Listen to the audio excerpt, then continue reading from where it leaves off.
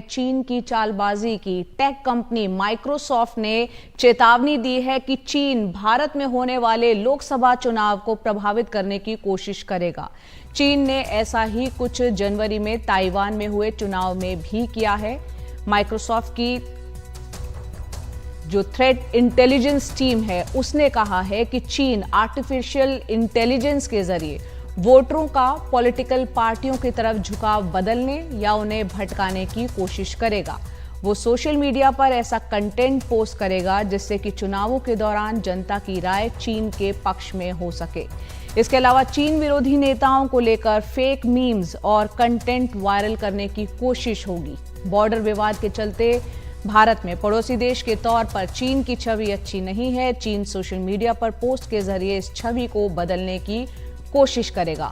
Threat intelligence team के मुताबिक चीन समर्थित साइबर ग्रुप्स नॉर्थ कोरिया के साथ मिलकर 2024 में होने वाले कई देशों के चुनावों को निशाना बनाने वाले हैं और चीन यही हथकंडा अमेरिकी राष्ट्रपति चुनाव में भी अपनाने की कोशिश कर रहा है।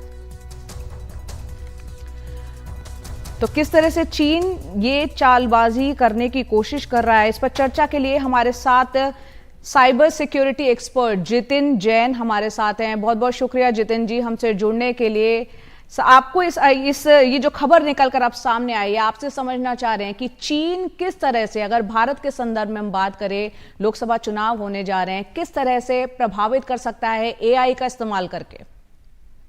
देखिए, दो चीजों को आपने समझना हो कि भारत के समाज में एक तरह से अफवाहें फैलाने के लिए या मिस इन्फॉर्मेशन फैलाने के लिए इंटरनेट का, ब्लॉग्स का, सोशल मीडिया का इस्तेमाल चीन पहले भी करता रहा है। अगर आप गलवान घाटी में जो कॉन्फ्लिक्ट हुआ उसमें हमारे फौजी मारे गए, चीन के ऊपर कार्रवाई हुई, उसके दौरान भी कई ऐसे फेक वीडियो वायरल किए गए जो पुराने थे या जिसके अंदर उसकी लोकेशन को गलत बताया गया, उस टेरिटरी को अपना दिखाया गया।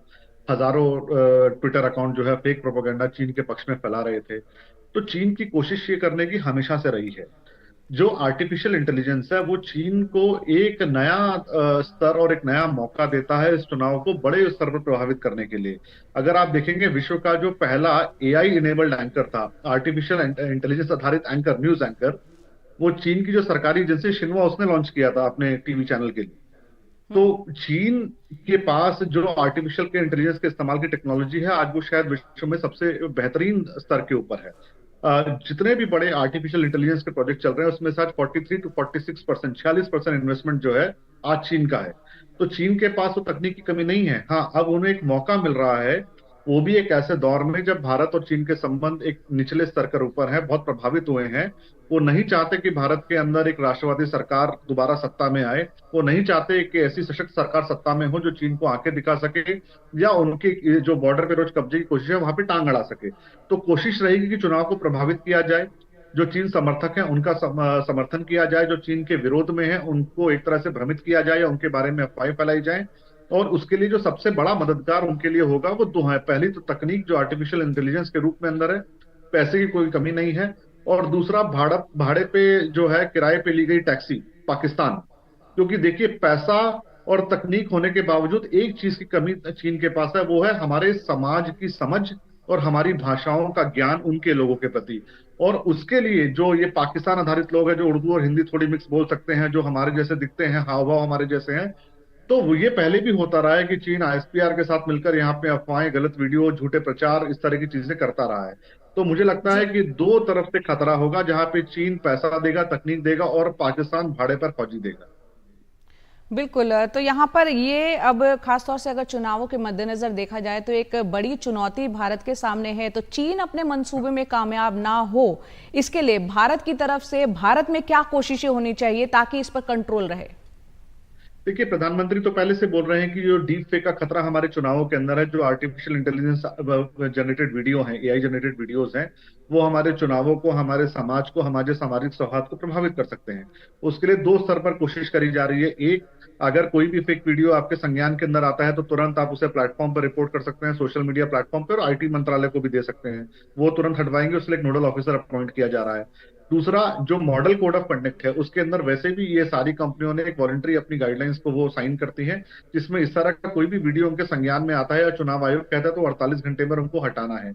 तीसरा, अब इन प्लेटफॉर्म से ये भी जो नए आईटी रूल्स है उसमें कहा जा रहा है, अगर उनके संज्ञान में कोई भी ऐसा वीडियो आता है जो मशीन जनरेटेड है तो तुरंत उनको वहां पे लेबल करना होगा कि ये मशीन जनरेटेड वीडियो है। अगर वो फेक है, अफवाह फैला रहा है, तो तुरंत उसको तत्काल प्रभाव से हटाना होगा। तो तीनों स्तर पर कोशिश करी जा रही है, मगर यहाँ पे सबसे बड़ी चुनौती तकनीक की है। इस समय कोई कारागार ऐसा विकल्प, टूल या तकनीक मौजूद नहीं है जो एक वीडियो को, क्या वो मशीन जनरेटेड है कि रियल है, उसको पता कर सके। तो ये सबसे बड़ी इस समय जो है ना, तकनीक से लड़ने के लिए एक तकनीक के अभाव की चुनौती है। बिल्कुल, ये एक बहुत बड़ी चुनौती है। यहाँ जाते जाते आप ये भी बताएं, इसका दूरगामी परिणाम आप किस तरह से देखते हैं? देखिए, दो परिणाम है। एक तो अगर लैटिन अमेरिका में कई देशों में जो चुनाव हुए वहां पे तो खुलेआम फेक वीडियोस का, फेक इमेजेस का इस्तेमाल किया गया, मगर वो बता के कर रहे थे कि हम तो आर्टिफिशियल इंटेलिजेंस का इस्तेमाल कैंपेन के लिए कर रहे हैं। भारत के अंदर भी कई राजनेता इसके अंदर अलग अलग भाषाओं में अपने वीडियो बनाते हैं, पर वो उसका एक कोशिश होती है कि अलग भाषाओं में हम जनता के साथ संवाद कर पाए। मगर आप धोखाधड़ी के लिए, चुनाव प्रभावित करने के लिए, अफवाहें फैलाने के लिए, किसी को बदनाम करने के लिए अगर ये सब करते हैं, जैसा मध्य प्रदेश चुनाव में हुआ, शिवराज सिंह की एक कैबिनेट मीटिंग का पूरा फेक वीडियो उपलब्ध था, जिसमें 5-6 लोग डिस्कशन कर रहे हैं, पूरा फेक वीडियो था। तो अभी तक क्या होता है आपको समझना होगा कि जब भाजपा के खिलाफ फेक वीडियो आता है तो आरोप कांग्रेस पर लगता है।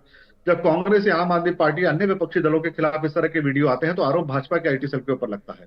अब ये समझ में आ रहा है इस रिपोर्ट के बाद, हो सकता है कि दोनों ही पक्ष इसके प्रति जिम्मेदार ना हो, और ये जो तीसरी जो बिल्ली है, ये दोनों के खिलाफ अफवाहें फैलाकर लड़वाने के लिए, समाज में सौहार्द बिगाड़ने के लिए और राजनीतिक माहौल खराब करने के लिए कोशिश कर रहा हो। तो उसके लिए सरकार को सजग रहने की जरूरत है। सरकार को सतर्क रहने की जरूरत है, और चुनाव आयोग भी हम उम्मीद करते हैं ये जो अभी हमने बातचीत की वो जरूर इस बात को सोचेगा, समझेगा, और कैसे इस पर नियंत्रण लगाया जाए उसको गंभीरता से उस पर विचार भी किया जाएगा। क्योंकि लोकतंत्र में चुनाव जो है एक महापर्व के तौर पर देखा जाता है और जनता अपनी सरकार चुनती है। ऐसे में बेहद गंभीर ये मामला है। एआई के जरिए किस तरह से चुनावों को प्रभावित चीन कर सकता है, ये गंभीर मसला है। बहुत बहुत शुक्रिया Jitin Jain ji, cyber security expert, आप हमारे साथ जुड़े थे और इस पर एक अहम चर्चा आपने की।